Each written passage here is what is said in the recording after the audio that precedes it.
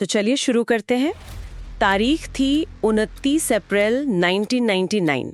जगह थी दिल्ली का एक बहुत ही पॉपुलर रेस्टोरेंट टैमरिंड कोर्ट। जी। एक हाई प्रोफाइल पार्टी चल रही थी जहां शहर के जाने माने लोग थे। और उसी पार्टी में मॉडल जेसिका लाल एक सेलिब्रिटी बारटेंडर के तौर पर मदद कर रही थी। सब कुछ ठीक चल रहा था रात के करीब 2 बजे तक। बार बंद हो चुका था। तभी हरियाणा के एक ताकतवर पॉलिटिशियन का बेटा मनु शर्मा अपने दोस्तों के साथ आता है और वो ड्रिंक मांगता है। हाँ, और जेसिका मना कर देती है क्योंकि बार तो बंद हो चुका था। और बस यही इनकार उसकी मौत की वजह बन गया। जो इसके बाद हुआ उसने पूरे देश को हिलाकर रख दिया। क्या हुआ था? ठीक मनु शर्मा ने गुस्से में एक .2 कैलिबर की पिस्टल निकाली और 2 गोलियां चला दी, एक हवा में और दूसरी सीधे जेसिका के सिर में। और ये सब दर्जनों लोगों के सामने हुआ। बिल्कुल, कई गवाह थे, तो कागज पर तो ये एक बिल्कुल सीधा साधा मामला लग रहा था। एक ओपन एंड शट केस जैसा कहते हैं। एग्जैक्टली। तो फिर ये मामला इतना लंबा और पेचीदा कैसे बन गया?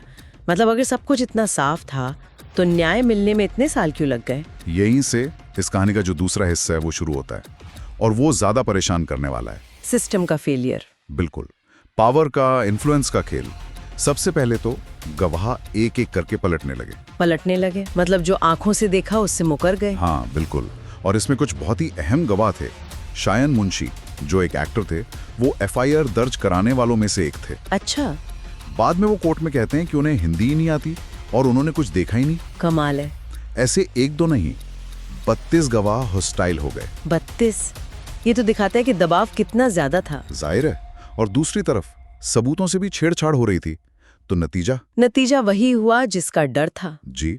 फरवरी 2006 में 7 साल बाद निचली अदालत ने मनु शर्मा को और बाकी सबको सबूतों के अभाव में बरी कर दिया। और इस फैसले पर देश का रिएक्शन कैसा था? एक शौक था।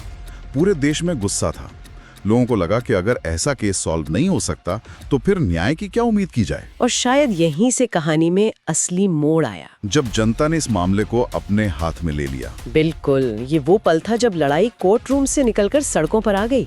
मीडिया ने, खासकर एक न्यूज मैगजीन ने एक स्टिंग ऑपरेशन किया। हाँ, मुझे याद है, वो स्टिंग बहुत बड़ा था। जी, उसमें दिखाया गया कि कैसे गवाहों को पैसे देकर या धमकाकर बयान बदलने पर मजबूर किया गया। और आम लोगों ने भी तो बहुत कुछ किया। बहुत कुछ।